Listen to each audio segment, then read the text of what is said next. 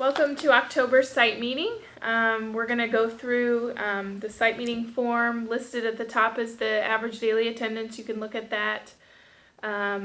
Doing well there. First thing we want to discuss is ITER's improvement plan. Kathy's going to come by her classroom reviewed by October 30th. I will be out soon. I'll give you an exact date for those improvement plans when I'm out in the sites meeting with you. Just a reminder about in-kind, home visits, reading logs, kinder music, home to school activities. Turn those into your CCCSs. The upcoming parent-teacher conferences is a great time to discuss in-kind with parents, to let them know how important in-kind actually is to our program. A lot of times we think about Head Start as being, early Head Start as being a free program, and it is a free program, but parents are expected to contribute with in-kind to the program. ITER's tip of the month. Even though ITERs are finished, we still want that to be in the forefront of what we do in our classrooms. So we've listed here art 3.1, at least one drawing material accessible to children at least 24 months of age. So a significant number of crayons, markers in usable condition along with paper or other suitable drawing surfaces.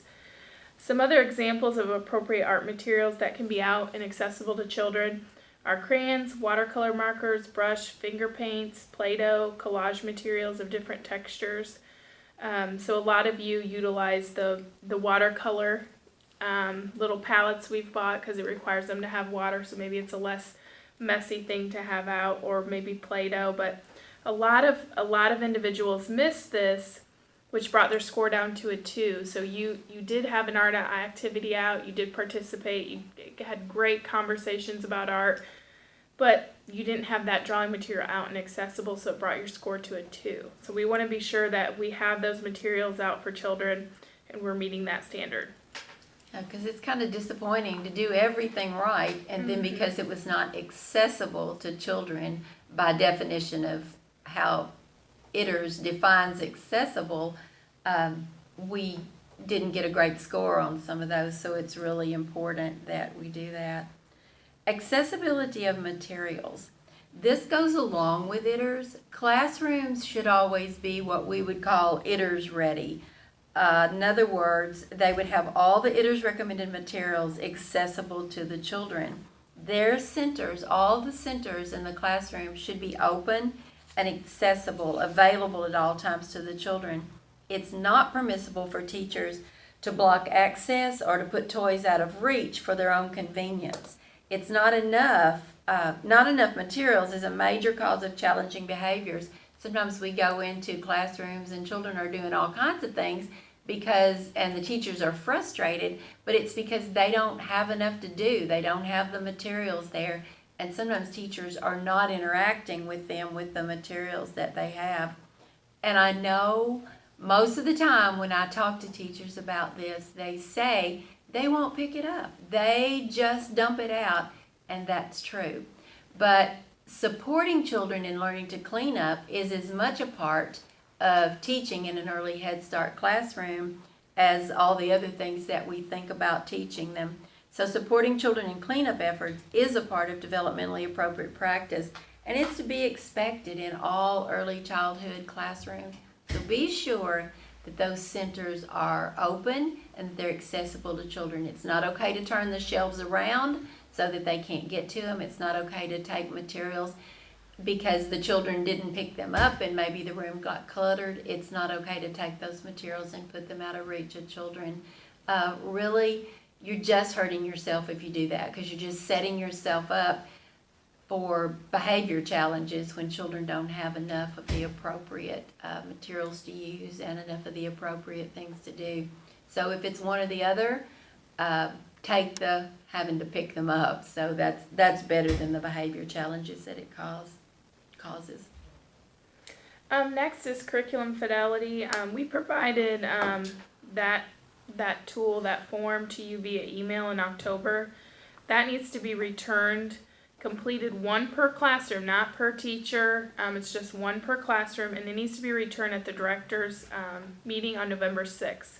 So that's next week. I encourage you, if you have not gotten that form, you need to ask your director, get it printed out, fill it out per your classroom. Due this month is our next little next item of business.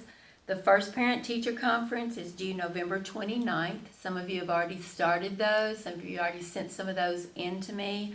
I appreciate you doing those in a timely manner.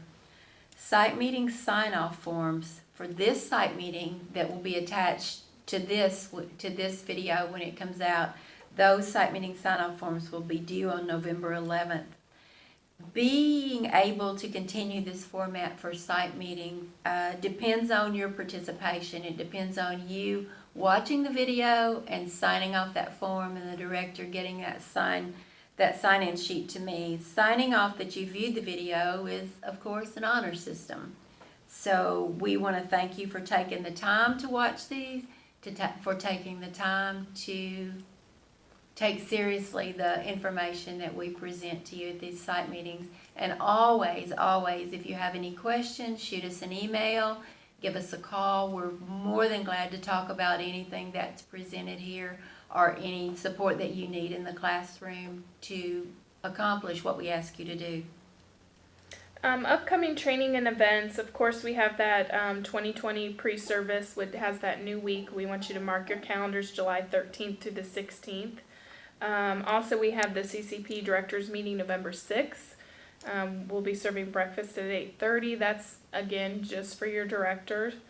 Kathy and I are going to begin reviewing education files and auditing those beginning November 1st. Program planning committee is November 8th. That, again, is probably just for your director. So, yeah, that's our upcoming events. We also want to remind you of our new staff and their role in working in our child care partnerships. They're listed on the form that we're sending. We have Tia Smith, who is our new disabilities person, and we also have Samantha Bimke and Gabrielle Wilkerson. I'm sure you've seen them out in the sites. Just let them know what they can do to help you. They are here to support children as we get them ready for school. They're here to support you as you do your best to have great classroom experiences for your children. Some of you have talked to them about children with that you suspect disabilities, children that are exhibiting challenging behaviors. So just know that they're there for you, and we want to be sure and appreciate the work that they're doing. So now we're going to review our school readiness goals. This month we're addressing number 3, which is children will use nonverbal communication and oral language or a communication system to express needs and wants and engage in others, such as sign language. So research shows that when teachers engage in back and forth conversations with children, the children show greater progress in language development. That's why Kathy and I are always encouraging talk to kids. So over here, TSG Objective 10A engages in conversations. So we said, respond to infants' nonverbal communication with words. I see you reaching for the blocks. Do you want to play with blocks? Expand on children's words. I heard you say cheese. Would you like to eat more cheese? Comment on children's action or objects and events. Billy is drawing with a red crayon. During playtime or mealtime, introduce new vocab by using rare or uncommon words. I have a big appetite. I'm eating a lot of food today. And these are all things that are addressed in ITERS as well. A lot of rich language there. Again, TSG Objective 10B uses social rules of language. Ask questions and pause for answers. Provide the answers for pre-verbal children. So a lot of the times we are very quick to answer our own questions for children. So just taking that moment to pause gives them kind of the social rule of conversation, I guess. Helps them learn those social rules. I ask you something, you answer me. We pause there and give them plenty of time to answer. Some kids, it takes them a while to think of answers, and of course the very young children won't really answer, but giving them that time increases their language skills. I guess I would say if there's one thing that is so super important in the classroom, it's that talk, it's that conversation, that constant talk, talking about what you're doing, talking about what children are doing, talking about what you did last night, asking them what they did last night. It's that conversation on which they build their language. So when you're doing that, you're giving kids an amazing, amazing gift in the classroom to help them build their language skills, because so much of success in life will depend on those skills. Their success in school will depend on those. Curriculum fidelity is next. Classroom areas for routine support and consistent responsive care is what we want to talk about today. That's number 2A on the curriculum fidelity tool. Classroom areas for routine support, consistent and responsive care. The hellos and goodbye area includes photos of children and families, including photos of families in the classroom setting, as well as a quiet, comfortable space for saying goodbye and supporting children during their transition to the classroom. I know that arrival and departure sometimes can be crazy, crazy parts of a teacher's day, but they are so important to children. Some things we can do to help in that area. We can use the library area as a calm and cozy spot for goodbyes.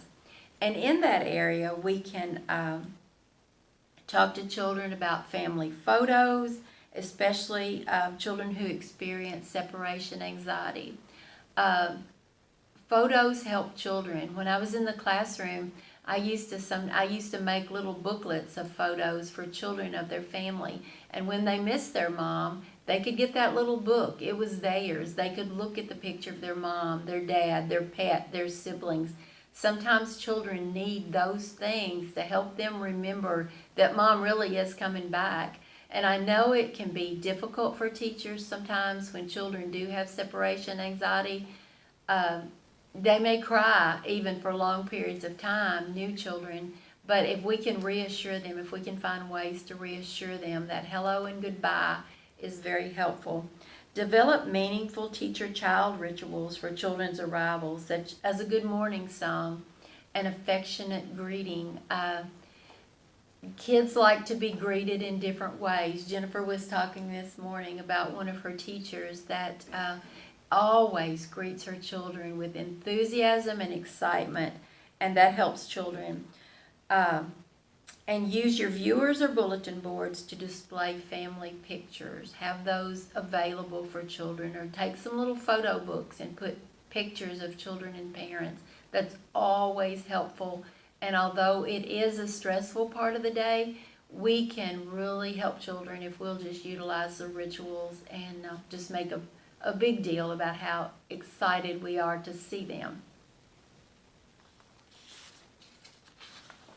All right, I think that's it.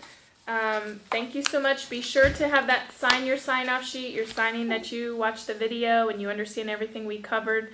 Again, that's so important. We do review how many views we get on our video, so be sure to watch that, and we'll see you soon.